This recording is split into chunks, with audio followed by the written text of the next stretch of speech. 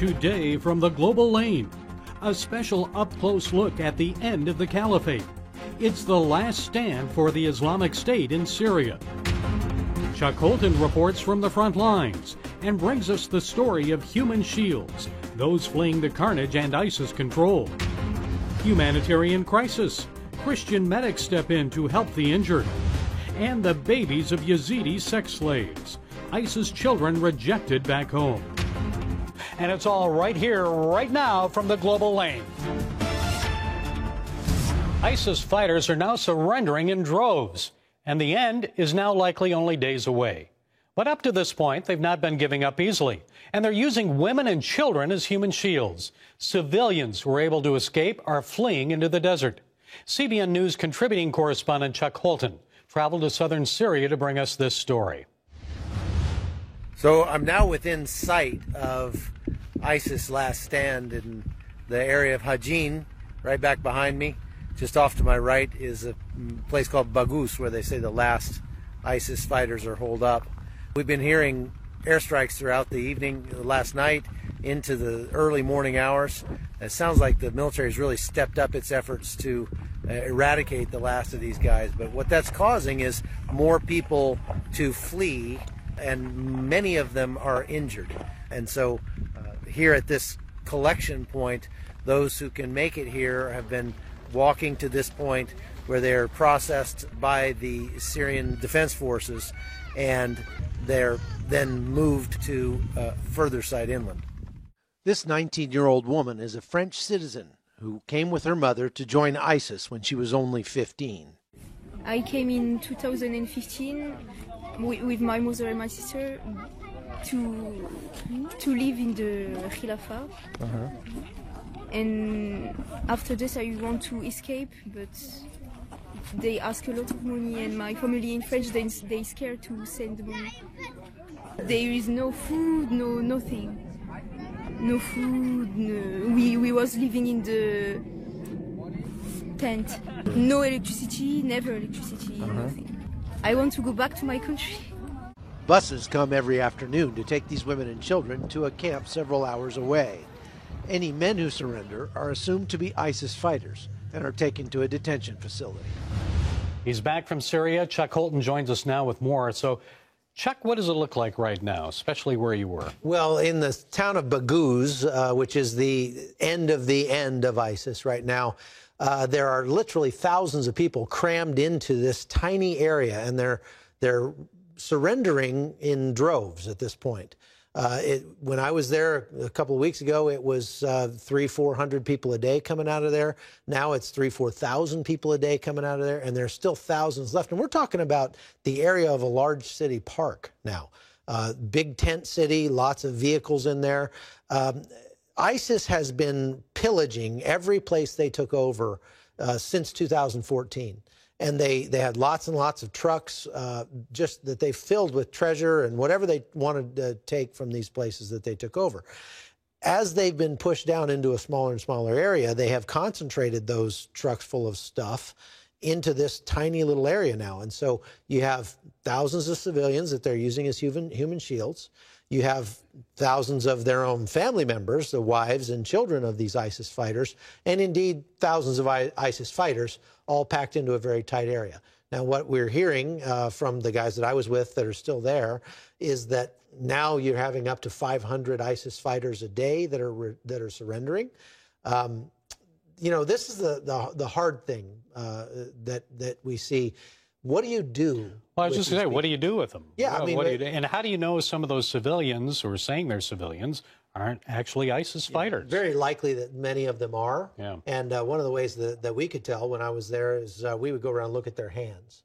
And you can kind of tell, you know, if their trigger finger is very calloused, you know, that they're a fighter. You can tell by looking in their eyes, some of them.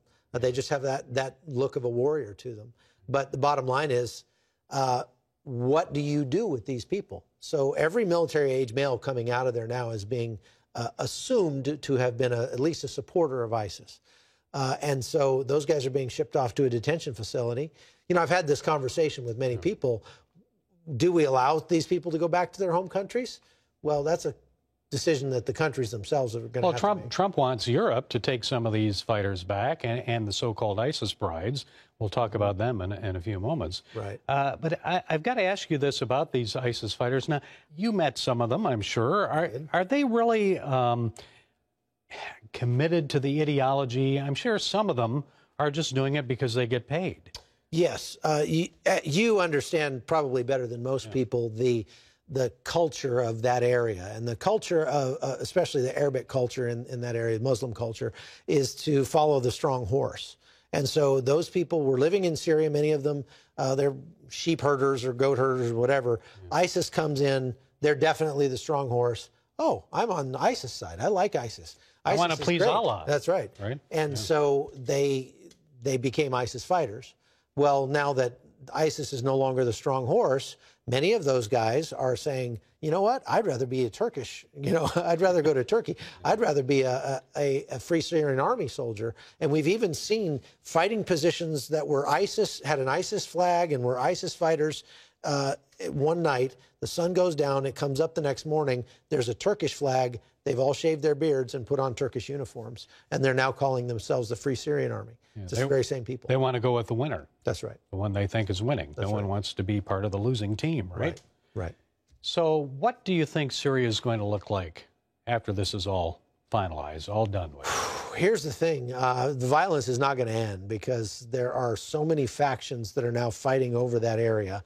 As you know, Iran wants desperately to create that Iranian crescent that goes from Tehran into Lebanon so that they can more easily supply Hezbollah with arms and munitions to fight against Israel. And Israel doesn't want that.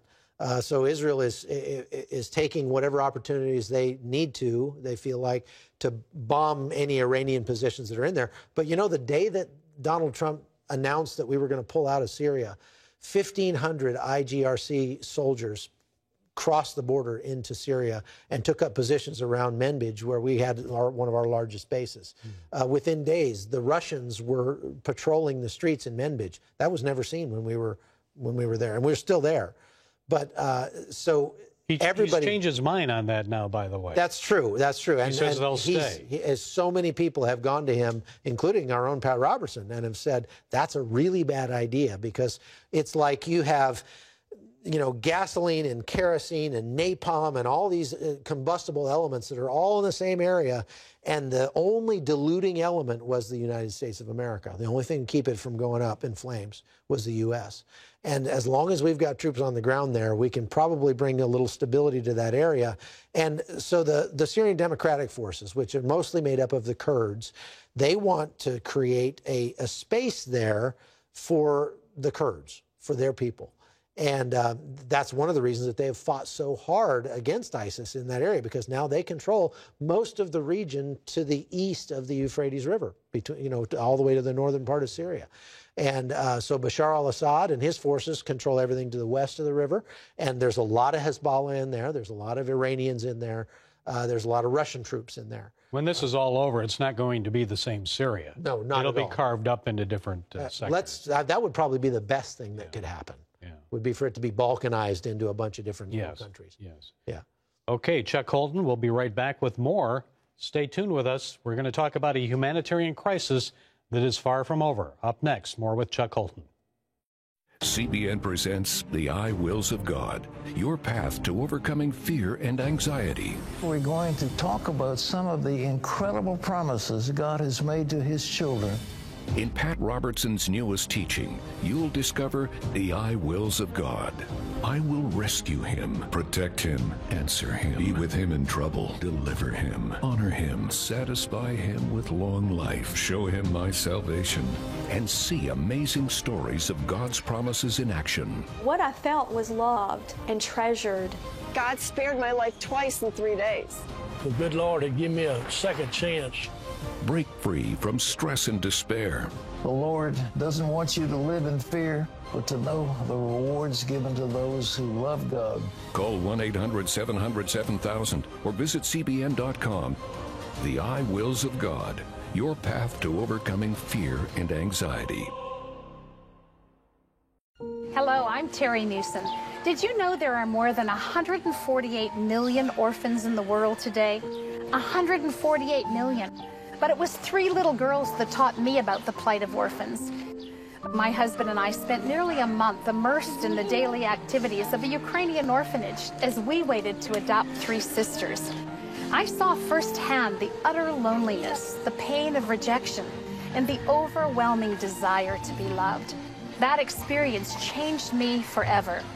And out of it grew a ministry from my heart called Orphans Promise. Today, we're helping orphans and vulnerable children in more than 50 countries worldwide. Thousands of children are now in safe homes. They're being educated, and they're learning life skills. I'm asking you to join with me and become family to these children. Will you call the number on your screen right now? Because every child deserves a chance to be happy. The Islamic State once controlled an area the size of Great Britain across Syria and Iraq. But now they've been pushed back to barely 2 square kilometers. And Defense Department officials say an end to their reign of terror in Syria is only days away. Here in southern Syria, within sight of the Iraqi border, U.S.-backed Syrian Democratic Forces have set the stage for the last stand of the ISIS caliphate in that country. The fighting has been brutal. And while the SDF have tried to evacuate civilians from the battle space, ISIS has thwarted those efforts by using up to 10,000 civilians as human shields. For those who do escape, however, their ordeal is far from over. So this is the Syrian Defense Forces checkpoint about a mile from what they call the forward line of troops, the front lines against ISIS that are off that direction. They have walked to this point after getting across ISIS lines. These women are in terribly bad shape. Some of them are wounded. The children are obviously dehydrated, malnourished, and sick. And they're receiving some kind of initial treatment here. The difficulty is that they've had a problem with many of these women actually wearing suicide vests. And they had 5 blow themselves up in one day. And so it's kind of a tense situation being here. They've already been checked by some of the female SDF soldiers. But we've still got to, just be careful and hope that these women love their children enough that they're not going to do anything stupid like that. But between the front line and the nearest refugee camp, there's nothing but more than 200 miles of arid Syrian desert. No food, water, or shelter. Into this gap is stepping a group of Christians who make it their mission to travel to front lines around the globe and help people at their point of greatest need. They are the Free Burma Rangers, and their founder, Dave Eubank, has been working on the front lines in this region since 2015.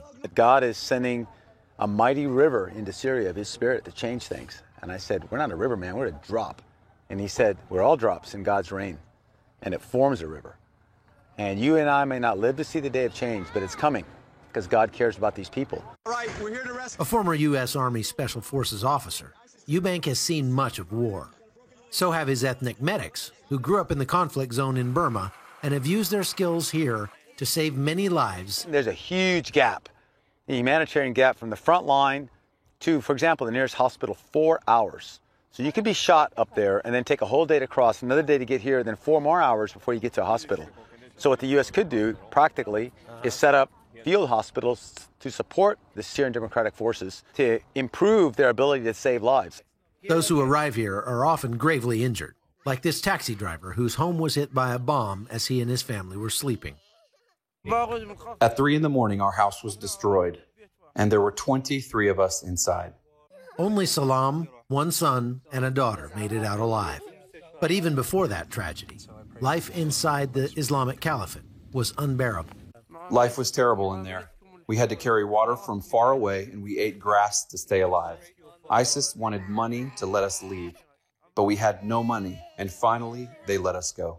This is the kind of work we can do, and we're not too afraid of the front line or fighting, and we have the skills, but all of that is only useful and only workable if led by God. These men surrendered to SDF forces from the conflict area and are suspected ISIS fighters. Be that as it may, they are sick, hungry, and some were wounded. So the FBR team gave them water and medicine. And then Eubank said a prayer. Lord Jesus, please bless all these men. Let them call on your name. In Mosul, we lost a lot of friends. I was wounded 4 times. I lost my translator. 30 guys I knew well were killed. 3 of my team were wounded. In the face of that, why would we help them? Because God sent us, and we know I'm not perfect. Those that'll raise their hand and say, pull me out, I want to pull them out. That's redemption. That's how things change. And this is the first time I said I forgive ISIS. That's God's work in my heart. That's God's work in my heart. Chuck Colton is back with more. So, Chuck, what's the state of the people now coming out of that area where you were? As they come out of there, the civilians that come out, ISIS wants to use them as human shields. So they try to escape, and ISIS shoots at them with machine guns. And so we had truckloads of people arriving at our position, which was about a kilometer from the fighting. Everybody in the truck was shot. There'd be 15 people in the vehicle, and every one of them had bullet holes in them, and places would look like Swiss cheese. And were you able to save them? Many of them we were. I mean, I was supposed to be there as a journalist, but I ended up being there as a medic in a lot of cases, or at least helping the medics that were with our team, the Free Burma Rangers. People are dying, and it's just very hard to deal with. And it's getting very little attention from the international community and from the international media. Partially because it's very difficult to get in there, and very dangerous, of course. The day before we showed up at that location, right 1 kilometer from the fighting, they had 5 ISIS brides turn themselves in to surrender as if they were refugees. And when they got around the Syrian Democratic Forces soldiers, they blew themselves up and killed 19 SDF soldiers. And so it was a very tense place to be, because as these people were coming out of the fighting, they would stop them a couple hundred yards away and have to frisk them and make sure that they didn't have a bomb on them. And they warned us, be very careful around these people, because many of them are still true believers, and they would love nothing more than to take you with them as they go off to... Well, I was going to ask you about that, because many of these so-called, they say ISIS brides, they're really ISIS terrorists, many of them. So. Not all of them, but many of them, right? Yes. Many of them are from Europe. They want to go back to Europe. We have one American, so she says she's an American citizen. Yep. That's debatable. Pompeo says no, she is not. Right. Her name is Huda Muthana. She wants to come back. So what do you think? Should we allow her back and others like her? I've had this conversation with many people, and I've said that, there's a difference between how I should think about treating these people and how the government should treat these people, because my job as a believer is to show Christ's love to everyone. And I was mercy. I was Christ's enemy, and he showed me mercy, so I should show mercy even to my own enemy. And that was difficult for me, because we had ISIS fighters turning themselves in, and then they would ask for water, they would ask for medicine, they would ask for medical care, and I would, just thinking of the brutality that they showed to people, it was hard in me to want to go and help them, but I did. But then the government's job, according to Romans 13, is to be God's agent of wrath against the evildoer. And so the government has a different responsibility. And so should I show mercy to them? Absolutely. Should the government? Absolutely not, in my opinion. Stay right where you are, because we're going to wrap this up. In the aftermath of this war, there's thousands of victims of ISIS genocide, and we're talking about the Yazidis when we come back. Parents, the Superbook Bible app is a great way to get your child reading the Bible, because in today's busy world, we can use some help. The free Superbook Bible app has fun stuff your kids will love. They'll have a blast learning the Bible, playing great games, watching cool videos, discovering heroes in the Bible. They'll have fun while they learn God's Word. The Superbook Kids Bible app, available now. Life. It's meant to be lived fully. Jesus said it. I came to give you life. Life to the fullest. Life in your family. Life in your finances. Life in your body, mind, and spirit. Life in your everyday.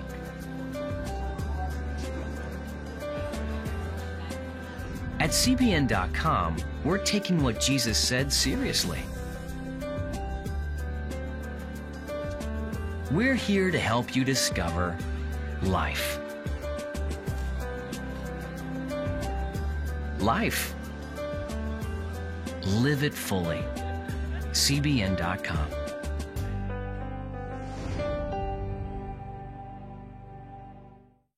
Discover the I wills of God.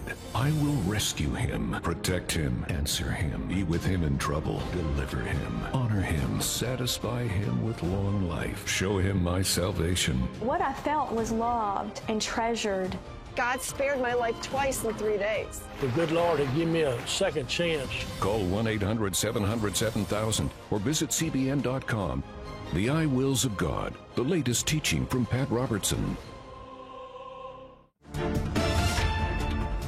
As ISIS is defeated in Syria, there are still more than 6,000 missing Yazidis who were taken as slaves when the Islamic State took over northern Iraq in 2014. Hopes are waning that most of them will ever be found. But for the Yazidi families who were able to escape from ISIS, life has been very difficult for the past 4 years. Chuck Holton went to visit some, and they're hoping that one day they'll return home to their town of Sinjar. These beautiful ladies are the matriarchs of some of the 14 families that live in this abandoned building on the outskirts of Erbil, the capital of Kurdistan. They moved in here 4 years ago after they were chased out of their hometown of Sinjar out in the western part of Iraq, and they had to flee ISIS.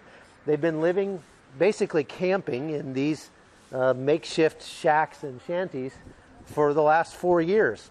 They get their water from rain that they collect off the roof. They don't have electricity per se. And, you know, it gets pretty cold here at night. There have been 3 or 4 babies born to these people in the last 4 years here in this building. And you can imagine how cold it gets with these uninsulated shacks. So they are basically just biding their time. They can't go back to Sinjar yet because the situation there is still very dangerous. The city is still destroyed. There are no essential services, and still IEDs and explosives placed all over the city that haven't been cleared yet. Chuck, how many Yazidis are still internally displaced? I mean, essentially all of them. I mean, they say, I just read a report this morning that said there are 130,000 people in the IDP camps in Iraq. Most of those are Yazidis. Some are Syrians, but most of them are Yazidis. And so, you know, Sinjar was their hometown. Nothing and has left been there. You've been there. Yeah, and I've been there. And that place really still has no services. It still has no electricity, no running water, no anything. Anybody back there at all? There's a few people that have moved back in. You know, a lot of the Yazidis, when they fled from ISIS, fled up Mount Sinjar, right at the, you know, the Sinjar's right at the base of the mountain. Yes. They fled up into the mountain and camped up there, and they've been there for 4+ years. ISIS brides, so-called ISIS brides, that were Yazidi, they were kidnapped, they were taken into sex slavery, and many of them got pregnant. And now the children of those ISIS brides are back in Erbil, and they're rejected by the Yazidi people. They don't want to talk about it. What did you find out? Yeah, I think calling them ISIS brides is probably not the best term because they were actually just slaves. And many of them, they were just raped and, you know, they eventually had children from that. You know, illegitimate children have always had a hard time throughout history, but especially in a situation like that, because every time those Yazidis look at those children and they see the Arabic features in them or whatever, they're going to be reminded of the horrors and the brutality that have happened. Now, it's not those children's fault. No. And those poor children are going to have difficult lives. There's no two ways about it. And I think really the answer to that, the only way to solve that is Jesus. Those people need their hearts turned to Jesus. They need to start realizing that every one of us is made in God's image and there are no mistakes. And every child is a gift from God. Listen, we appreciate you. We appreciate what you did. You risked your life going to report for us and to help the people there. God bless you and stay safe. And when we come back, I'll drive it home after this. When you give, smiles grow bigger. When you care, homes are happier. When you comfort, the hurt goes away. When we all come together to love, miracles happen. Hello, I'm Terry Newsom. Did you know there are more than 148 million orphans in the world today? 148 million. But it was 3 little girls that taught me about the plight of orphans. My husband and I spent nearly a month immersed in the daily activities of a Ukrainian orphanage as we waited to adopt 3 sisters. I saw firsthand the utter loneliness, the pain of rejection, and the overwhelming desire to be loved. That experience changed me forever. And out of it grew a ministry from my heart called Orphans Promise. Today, we're helping orphans and vulnerable children in more than 50 countries worldwide. Thousands of children are now in safe homes. They're being educated, and they're learning life skills. I'm asking you to join with me and become family to these children. Will you call the number on your screen right now? Because every child deserves a chance to be happy. Hello? Is this thing on? Hey, kids, do you love games? And do you love discovering things? Well, do ya? Then you're gonna love this. It's the new free Superbook Kids Bible app. You can play games, watch videos, find answers to your questions, and a whole lot more. The new Superbook Kids Bible app. Free downloads available on iTunes and Google Play now.